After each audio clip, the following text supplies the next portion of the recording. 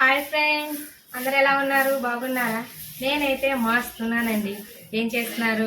మీరు కనుక మన ఛానల్ని ఫస్ట్ టైం చూస్తున్నట్లయితే ఛానల్ని సబ్స్క్రైబ్ చేసుకోండి, వీడియోస్ లైక్ కొట్టి షేర్ చేయండి. Please subscribe my channel. ఓకేనా?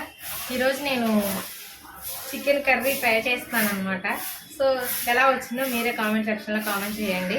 ఓకే, ముందుగా స్టవ్ ఆన్ చేసుకుని ఒక కడాయి పెట్టుకోవాలి. దాంట్లోకి 3 టేబుల్ స్పూన్ ఆయిల్ వేసుకోవాలండి. ఈ ఆయిల్ హీట్ అయ్యాక సన్నగా కట్ చేసి పెట్టుకున్న ఆనియన్స్ని, పచ్చిమిర్చిని వేసి కుక్ చేసుకోవాలి.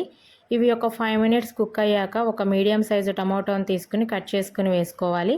ఏంటి ఇంత పెద్ద కడాయి పెట్టా అనుకుంటున్నారా? చిన్న దాంట్లో అయితే నాకు సరిగ్గా రాదండి, ఇదైతే ఫ్రీగా ఉంటుందని పెట్టాను అనమాట. దీంట్లోకి ఇప్పుడు కొంచెం కరివేపాకు, కొత్తిమీర, పుదీనాను కూడా యాడ్ చేసుకుంటున్నాను. ఇవి ముందే వేసుకుంటే ఏంటంటే ఆయిల్లో మగ్గి మంచి ఫ్లేవర్ వస్తుంది అనమాట. అందుకని కొంచెం ముందే వేసుకుంటాను.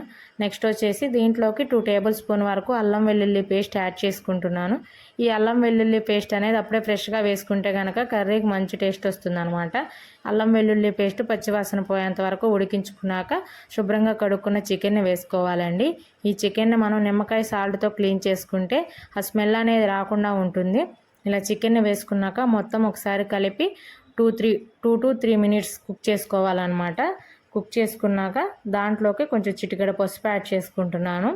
పసుపు యాడ్ చేసుకుని మొత్తం బాగా కలిపేసి మూత పెట్టి మీడియం టు హై ఫ్లేమ్లో 10 to 15 మినిట్స్ కుక్ చేసుకోవాలన్నమాట. ఓకేనా? నెక్స్ట్ మనం చికెన్ గ్రేవీకి రెడీ చేసుకుందాం. ఒక ప్యాన్ పెట్టుకుని దాంట్లోకి 1 టేబుల్ స్పూన్ ఆయిల్ వేసుకుంటున్నాను. ఇందాక కట్ చేసి పెట్టుకున్న ఆనియన్, టమాటోస్ని కొంచెం గ్రేవీ కోసం ఉంచాను అనమాట. ఇప్పుడు అవి కుక్ చేసుకుంటున్నాను. అవి కుక్ అయ్యాక వాటిలోనే ఒక 10 నుంచి 15 జీడిపప్పులను కూడా యాడ్ చేసుకుని కుక్ చేసుకోవాలన్నమాట. అవి కుక్ అయ్యాక వాటిని మిక్సీ పట్టుకోవాలి. చూసారు కదా, ఈ లోపు మన చికెన్ చక్కగా ఉడుకుతుంది. మీకు టేస్ట్కి సరిపడా అంత ఉప్పు యాడ్ చేసుకోవాలి.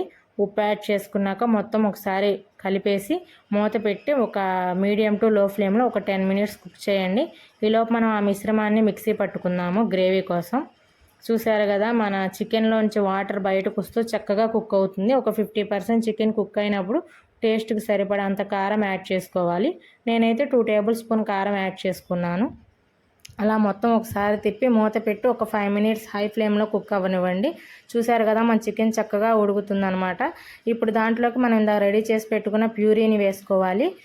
మీకు ఎంత గ్రేవీ కావాలో చూసుకుని వాటర్ యాడ్ చేసుకోండి. నాకైతే 1 గ్లాస్ వాటర్ యాడ్ చేసుకున్నాను. నేను 1 గ్లాస్ వాటర్ యాడ్ చేసుకుని మొత్తం కలిపేసి మూత పెట్టి ఒక 5 మినిట్స్ కుక్ అవ్వనివ్వాలి. ఒక 5 మినిట్స్ కుక్ అయ్యాక చూడండి మీరే, మన చికెన్ చక్కగా కుక్ అవుతుంది అనమాట. ఆల్మోస్ట్ 70% కుక్ అయిపోయింది. ఇప్పుడు దీంట్లోకి ఒక టేబుల్ స్పూన్ ధనియా పౌడర్ కూడా యాడ్ చేసుకుంటున్నాను. ఈ ధనియా పౌడర్ కూడా ఏంటంటే మన చికెన్ కర్రీకి మంచి టేస్ట్ ఇస్తుంది అనమాట. ఒక 2 మినిట్స్ కుక్ అయ్యాక నా దగ్గర చికెన్ మసాలా కూడా ఉందండి, దాన్ని కూడా వేసుకుంటున్నాను నేను. ఆల్మోస్ట్ మన కర్రీ రెడీ అయిపోయినట్లే చికెన్ మసాలా వేసామంటే. అలా వేసుకుని ఒక 1 టైం అలా మొత్తం కలిపేసేసి మీడియం ఫ్లేమ్లో ఒక 1 to 2 మినిట్స్ కుక్ చేసుకోవాలి. కుక్ అయిపోతే కనుక మన కర్రీ రెడీ అయిపోయినట్లేనండి. ఇప్పుడు చివరిగా దీంట్లోకి కొంచెం కొత్తిమీర యాడ్ చేసుకుని స్టవ్ ఆఫ్ చేసుకోవడమే అనమాట. చూసారు కదా మన చికెన్ కర్రీ. మీరు ఎప్పుడైనా ఇలా ట్రై చేశారా? చేయకపోతే కనుక ఈసారి ట్రై చేయండి, చాలా బాగా వస్తుంది కర్రీ, టేస్ట్ కూడా బాగుంటుంది. నేనైతే యూట్యూబ్లో చూసే నేర్చుకున్నానండి. చికెన్ కర్రీ ఎలా ఉందో మీరైతే కింద కామెంట్ సెక్షన్లో కామెంట్ చేయండి, మర్చిపోకండి. మన వీడియో కనుక నచ్చినట్లయితే వీడియోని లైక్ చేసి షేర్ చేయండి. Please subscribe my channel. ఓకేనా? Bye bye.